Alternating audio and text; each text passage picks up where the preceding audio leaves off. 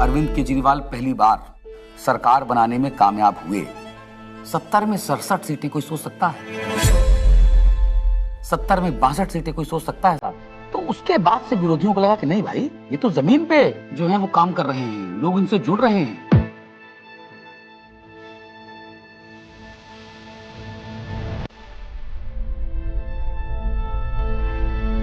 कहानी शुरू होती है तब से जहां से आम आदमी पार्टी ने पंजाब जीता। लोगों की भूख थी आम आदमी पार्टी की। उन्होंने कहा आम आदमी पार्टी हमें चाहिए। लोगों ने वोट दिया और पंजाब में आम आदमी पार्टी का जन्म हो गया। पंजाब के लोग जो हैं वो सच्चे बंदों को पसंद करते हैं और जिसके साथ दिल से जुड़ जाएं जुड़ जाएं।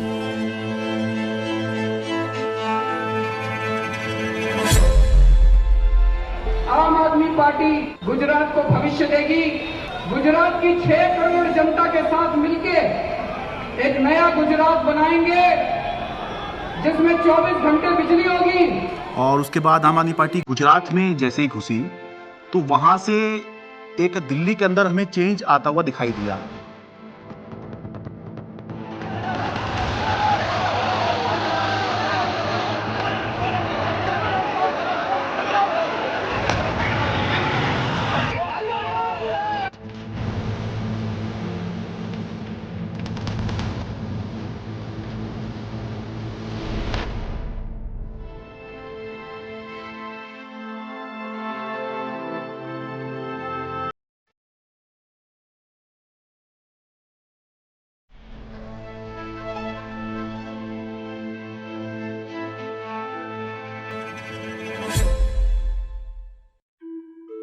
So it started, I think, with the arrest of Satyendra Jain ji, and मुझे लगता है कि ये स्ट्रैटेजी उनकी शायद रही होगी कि जो भी अरविंद केजरीवाल के सिर्फ आईज, ईयर्स, आर्म्स, हैंड्स, जो पूरी टीम है, कि अगर हम उस टीम को डिकैपिटेट कर देंगे तो हो सकता है कि काम रुक जाए। टेबल में बैठे होंगे बीजेपी के 3-4 लोग बड़े बड़े, बोले यार अब केजरीवाल को बेईमान साबित करने का क्या तरीका। किसी ने आइडिया दिया होगा कि कुछ घोटाला, बोले यार कोई घोटाला कैसे, कोई चिपकेगा नहीं इस आदमी पे। दिल्ली के स्वास्थ्य मंत्री सत्येंद्र जैन को ईडी ने हिरासत में लिया। एनफोर्समेंट डायरेक्टरेट ने सबसे पहले अरेस्ट होने वालों में मैं था।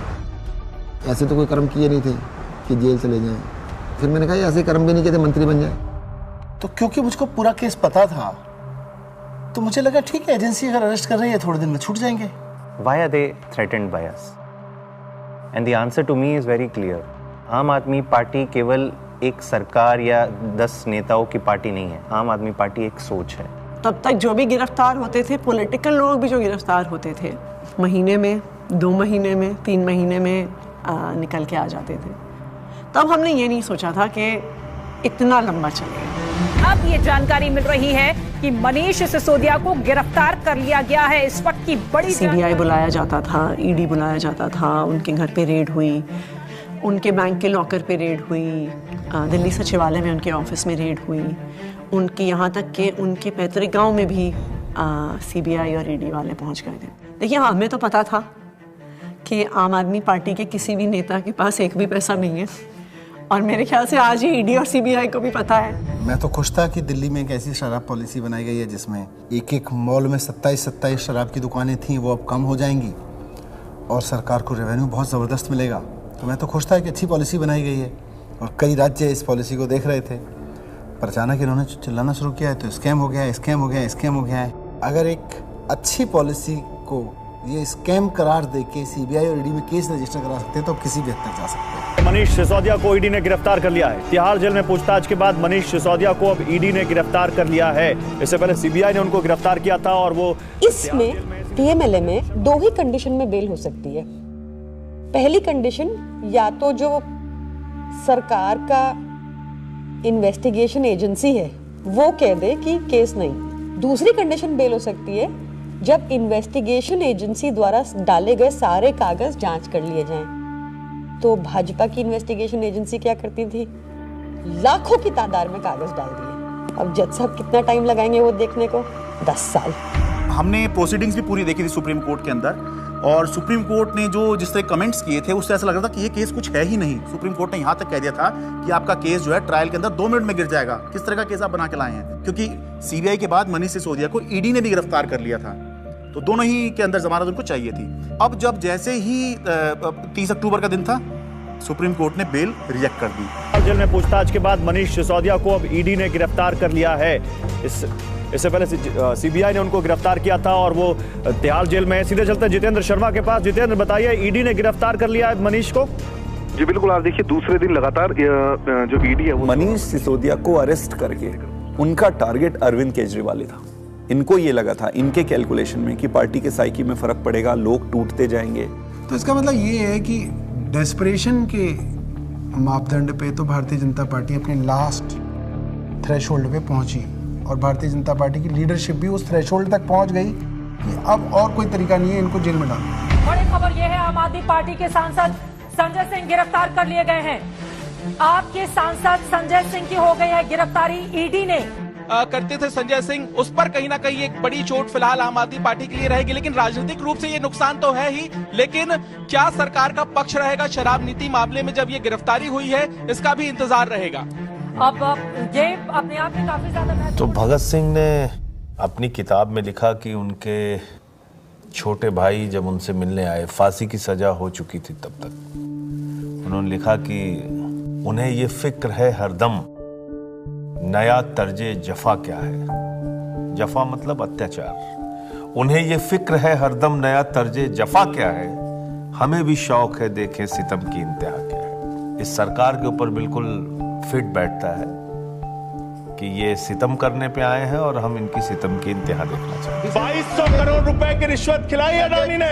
Nothing is going on record. 2200 crore रुपए की रिश्वत आपके अधिकारियों को। संजय जी, 2200 करोड़ की रिश्वत। संजय जी प्लीज। सर वो क्या बोल रहे हैं सर? वो आप इधर बोलेंगे कि उधर बोलेंगे? जिस तरीके से पार्लियामेंट में और पार्लियामेंट के बाहर अगर अरविंद केजरीवाल और पार्टी के वॉइस को एक स्ट्रक्चर करके जनता और देश के सामने रख रहे थे, बीजेपी उससे बहुत इरिटेटेड और फ्रस्ट्रेटेड थी।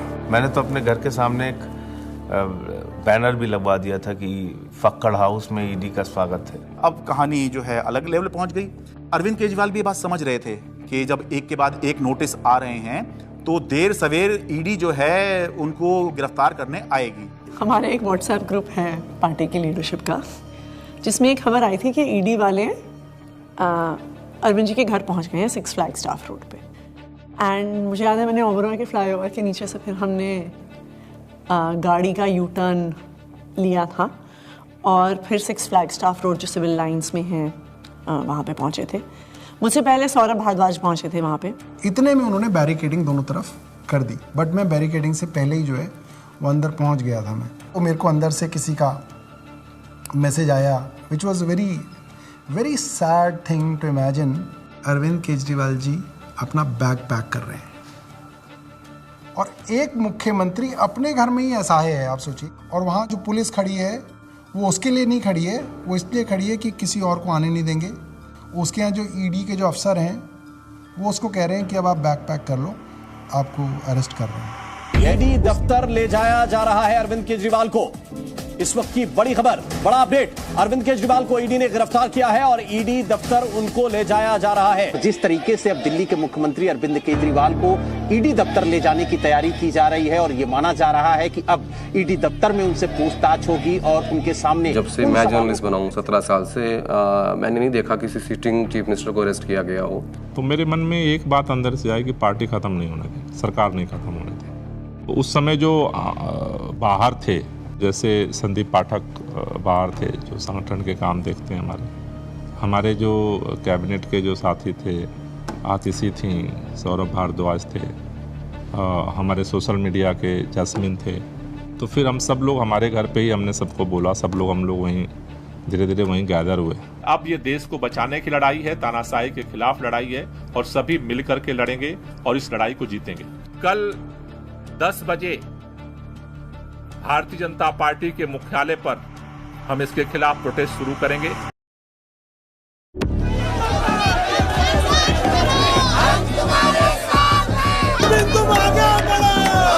सबसे पहले मैं पहुंचा वहां, हुआ ये कि लोग पार्टी ऑफिस चले गए और हम और दुर्गेश पाठक जी जो ITO वाला चौराहा है उस पर रुक गए। ITO पे मैं जब पहुंचा तो मैंने देखा कि मेरे सामने ही आतिशी और सौरभ को अरेस्ट कर लिया गया।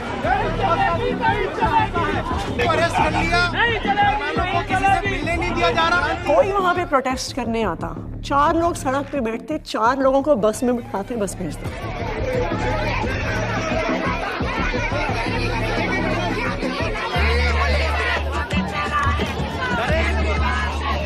ITO के ऊपर एक फुटओवर ब्रिज है, ऊपर अगर आप जाओगे तो मैं लोकेशन चेंज करता रहता था, तो कहीं एक जगह जाके ऐसे शांत खड़ा हो जाता था, फिर मैं देखता था कौन आ रहा है किधर से, तो मैं देखता था उधर से 20 लोग आ रहे हैं, तो उनमें से मैं पहचान जाता था। मोस्टली मैं ऑर्गेनाइजेशन में काम करता था तो सबके नंबर थे, तो मैं उनको फ़ोन करके बोलता था अभी रुक जाओ 10 मिनट, मैं जहाँ बोलूँगा उस डायरेक्शन में जाना।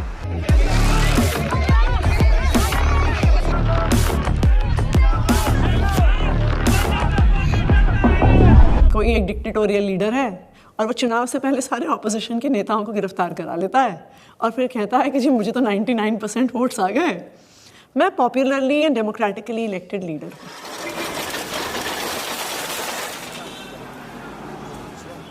कहना है वाटर, इसको इधर रख सकते हैं बगल में, इस टेबल को इधर रख दीजिए। 2013 में सबसे पहले लोगों ने हमें वोट क्यों दिया? हम तो कुछ भी नहीं थे, कभी कहीं सरकार नहीं चलाई थी, हम तो ये भी नहीं कह सकते थे हमने ये काम करके दिखा दिया हमें वोट दो।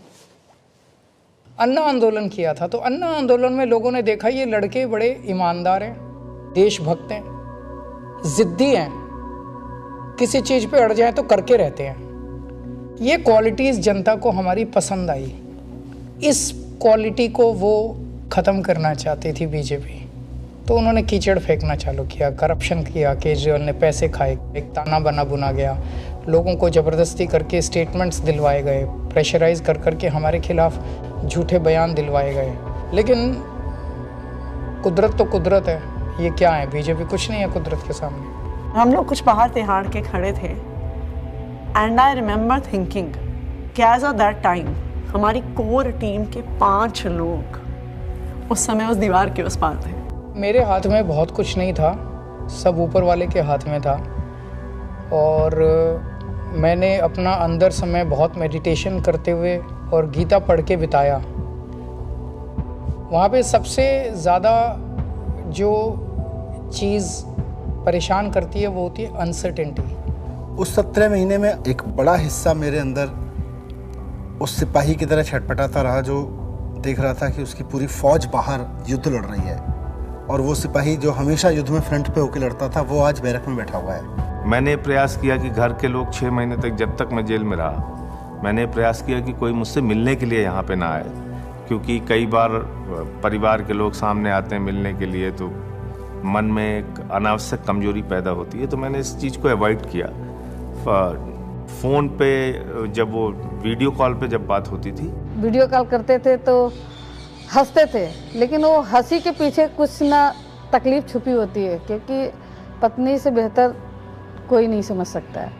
लेकिन हम लोग को लगता है चलो वो अगर दिखा रहे हैं तो हम लोग को भी ऐसे ही दिखाना है, तो हमारे जैसे बच्चे भी आ गए थे, तो सारे लोग सब हैप्पी फील करते थे कि पापा हम लोग ठीक है, आप परेशान मत होना और आप ठीक से रहो। एक बारी ना कपिल मिश्रा ने आरोप लगाया था 2 करोड़ का कि सत्येंद्र जैन ने अरविंद केजरीवाल को 2 करोड़ की रिश्वत दी। तो मेरी बेटी स्कूल में पढ़ती थी, तो उसका नाम स्कूल में 2 करोड़ ही रखा गया था। तो बच्चों के लिए बहुत, मुझे लगता है ये दौर ऐसा चल रहा है जिसमें कि बच्चों को भी स्पेयर नहीं किया जा रहा है। फैमिली के अंदर अभी तक क्या होता था कि अगर पॉलिटिक्स है तो 2 पॉलिटिकल पार्टीज़ के बीच में, अपोनेंट्स के बीच में, उसमें फैमिली इन्वॉल्व नहीं होती थी। अब थोड़ा सा लेवल कुछ ज़्यादा ही नीचे आ गया है। नहीं, जब जेल में था तो परिवार को तो मिस नेचुरली करते ही हो आप, और विशेष रूप से जब आपकी वाइफ बीमार हो, आपका बेटा भी केवल कॉलेज में पढ़ता हो।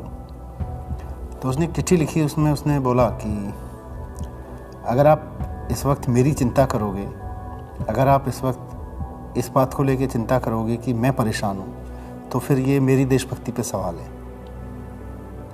तो मुझे लगा यार बेटा तो बड़ा हो गया। आपने अगर मेरी चिंता में जरा भी वक्त जाया किया तो फिर वो मेरी देशभक्ति का अपमान होगा। That would be a insult to my patriotism कि अगर मैं देश के सबसे अच्छे शिक्षा मंत्री को ये विश्वास नहीं दिला पा रहा कि आप अपना काम करो, मैं यहाँ पे एकदम सेट हूँ, आपको मेरी चिंता बिल्कुल करने की जरूरत नहीं है, तो that would be an insult to my patriotism and I felt that, I even feel that today. Phone आता था, 5 मिनट का फ़ोन होता था वो डेली जो आता था, तो उसमें ऐसा तो नहीं है कि मैं ये कह दूँ कि मैं बीमार बहुत हूँ या मैं कुछ भी हूँ, हाँ सब ठीक है, खाना खा लिया, हाँ इतना होता था। जो ड्रेडेड क्रिमिनल्स होते हैं ना, उनको सोलिटरी कन्फाइनमेंट में 2 हफ्ते से ज़्यादा नहीं रखते, उसको इनह्यूमन माना जाता है। तो मुझे लगातार कई महीने तक सेकेंड फेज के अंदर सोलिटरी कन्फाइनमेंट में रखा गया। सॉलिटरी कन्फाइनमेंट में आप जेल ऑफिसर्स और मेडिकल स्टाफ, इनके अलावा आप किसी से बात नहीं कर सकते। सो आई वॉज ऑल अलोन। आपको चाहिए कोई बात करने के लिए, गप्पे मारने के लिए, अपने मन की भड़ास निकालने के लिए, कुछ भी बोलने के लिए, वो अलाउड नहीं था। मतलब 2 जालियों के बीच में से बात करें, शीशा लगा हुआ है, इधर से फोन पे मैं उधर से हूँ, एक चीफ मिनिस्टर हूँ, दूसरे चीफ मिनिस्टर से मिलने आया हूँ, सिटिंग दोनों। जेल नंबर 1 में मैं था, जेल नंबर 2 में अरविंद जी थे, उसके बीच में एक दीवार ही थी।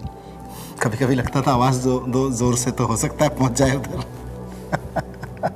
कई बार जेल के अंदर जब ऐसे मौके आते थे, ऐसे मोमेंट्स आते थे जब आदमी कमज़ोर फील करता था, तब मुझे लगता था यार मनीष की तरफ मैं सोचता था कि मनीष को 1.5 साल हो गया, उसकी तो वाइफ भी इतनी बीमार है, वो नहीं टूटा, सो हमें भी हिम्मत रखनी है।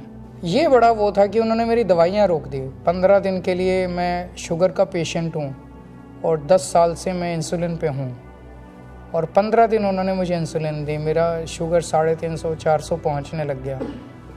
जब जयप्रकाश नारायण इमरजेंसी के दौर में जेल गए थे, जब वो जेल गए थे उनकी दोनों किडनी ठीक थी, और 4 महीने बाद जब वो जेल से बाहर आए उनकी दोनों किडनी खत्म हो चुकी थी। Mr. Kejriwal, in fact, wrote to Tihar jail authorities alleging that he was not being administered insulin despite flagging his peaking sugar levels. ये जेल वाले कहते थे कि इंजेक्शन नहीं देंगे, प्रिस्क्राइब नहीं है। पता नहीं कितने साल से वो इंजेक्शन ले रहे थे, सब प्रिस्क्राइब था। भारतीय जनता पार्टी के कहने पर अरविंद केजरीवाल जी की इंसुलिन रोके हुए हैं। ऐसा लगने लगा कि यार क्या ये जेल में रख के इनको मारने का प्लान बना रहे हैं। क्योंकि पॉलिटिक्स एक अलग होती है, लेकिन पॉलिटिक्स का मतलब ये नहीं होता है कि मैं आपको निपटा ही दूंगा। तो ये इंसुलिन वाली बात जो है, ये तो निपटाने वाली बात है। विरोधी होते हैं राजनीति में, लेकिन दुश्मन नहीं होते। कोर्ट के आदेश पर डॉक्टर्स की कमेटी बनती है, उसके बाद जो है इंसुलिन दी जाती है। आम आदमी पार्टी का मोराल जो था वो डाउन था। क्यों?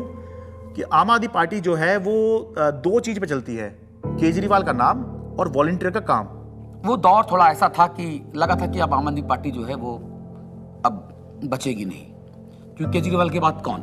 कई बार ऐसे क्षण आए, ऐसे मोमेंट्स आए जब लगा कि अब तो सब खत्म हो गया, अब सब बर्बाद हो गया, अब there's no coming back from this, we have hit rock bottom.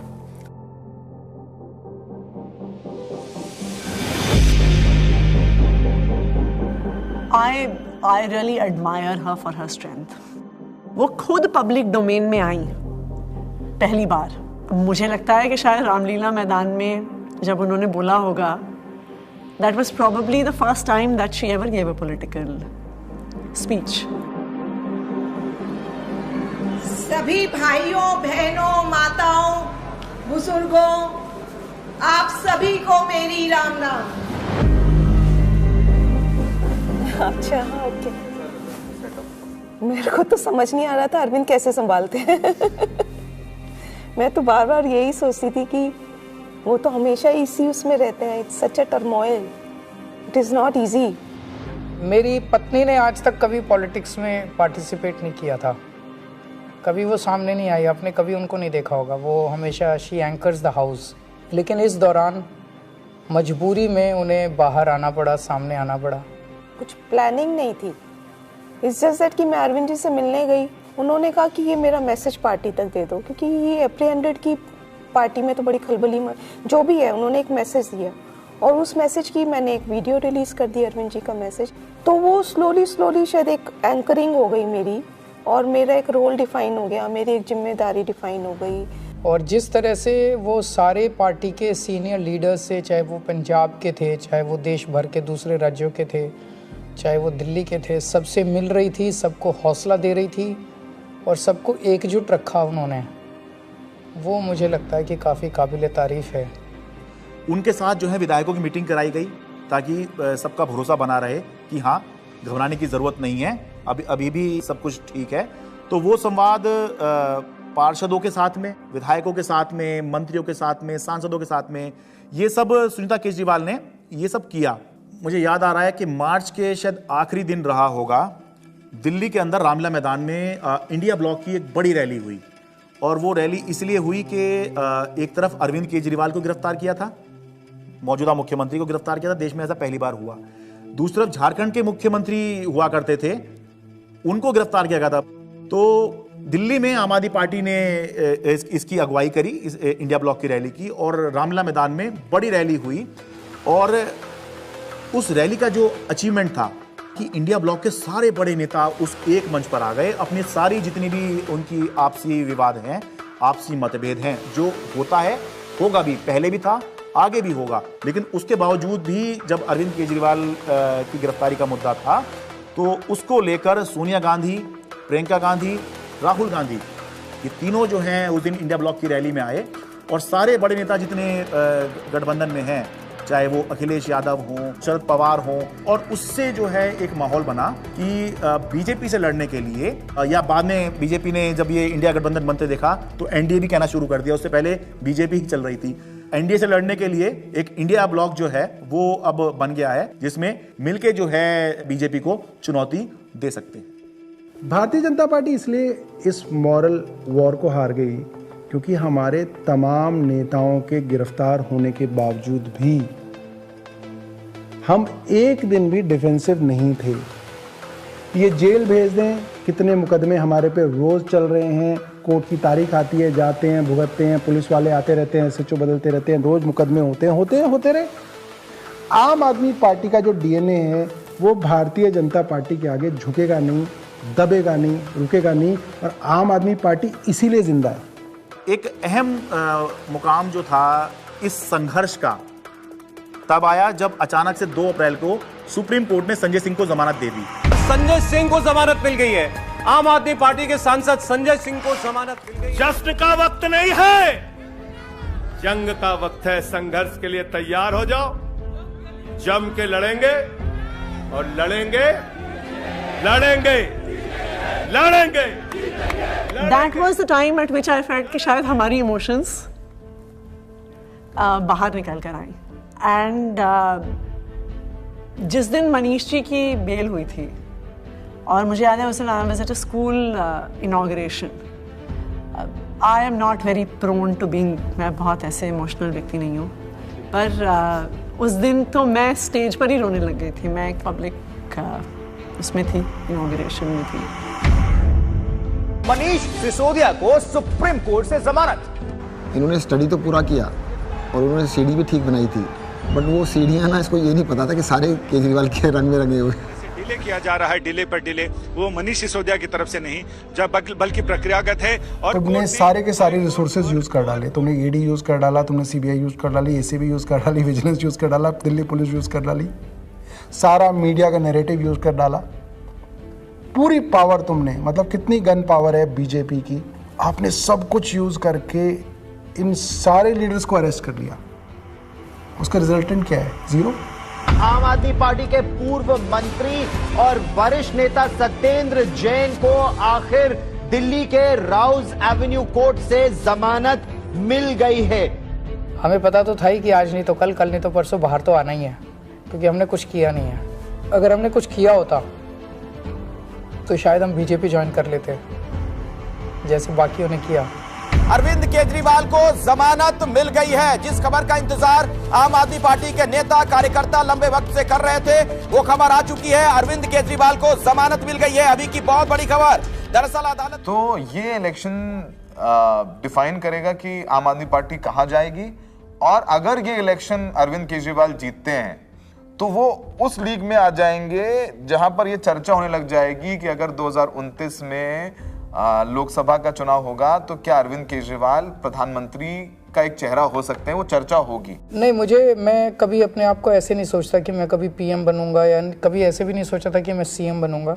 So PM बनना मेरी ज़िंदगी का कोई मकसद नहीं है, लेकिन जो भी सरकार आए इसे ख़त्म करना होगा। मैं चुनाव के टाइम में चुनाव लड़ो, आपस में एक दूसरे को गाली गलौज मत करो, आपने जो काम किए वो जनता के सामने रखो, आप जो विज़न लेके आए हो वो जनता के सामने रखो। जनता को जो पार्टी पसंद आएगी उसको जिताएगी। जीतने के बाद सारी पार्टियों को मिलके फिर काम करना चाहिए, देश के लिए काम करना चाहिए, चाहे पक्ष में हो विपक्ष में हो। विपक्ष को कंस्ट्रक्टिव क्रिटिसिज्म करना चाहिए ताकि सरकार अच्छा काम कर सके, लेकिन एक दूसरे का जेल में डालना ये अच्छी राजनीति नहीं है। मैं दिल्ली की जनता से पूछना चाहता हूं, मैं देश की जनता से पूछना चाहता हूं कि क्या केजरीवाल ईमानदार है कि गुनहगार है? दोस्तों, 2 दिन के बाद, आज से 2 दिन के बाद मैं सीएम की कुर्सी से इस्तीफा देने जा रहा हूं, और मैं तब तक सीएम की कुर्सी पे नहीं बैठूंगा जब तक जनता अपना फैसला ना सुना ले। Did you anticipate his resignation and why did he resign? रुके न जो झुके न जो दबे न जो मिटे न जो, हम वो इंकलाब हैं, जुल्म का जवाब हैं, हर शहीद हर गरीब का हम ही तो ख्वाब हैं। रुके न जो झुके न जो, जी रहे हैं इसलिए कि प्यार जग में जी सके, प्यार जग में जी सके, प्यार जग में जी सके। जब हमने पार्टी बनाई थी तब सभी नेताओं और मीडिया ने कहा था कि इनकी एक भी सीट नहीं आएगी, लेकिन जनता ने मुझे मुख्यमंत्री बना दिया।